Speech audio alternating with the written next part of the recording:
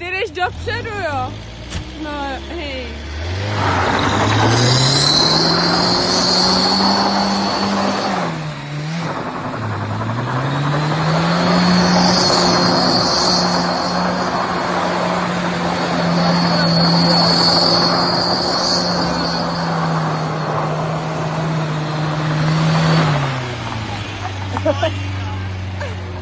Já chci tam taky sedět a zažít si to.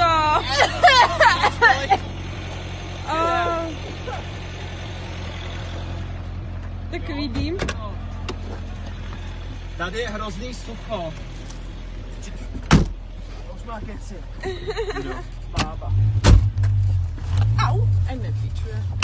Už jedem, no. Jenom tady ti to ukazuje, jo? No. Ej, tak tohle bylo... To jsi nečekal, co? Ne. Ty krásko. Ty už před 50 lety by si užívali. Když někdo uměl.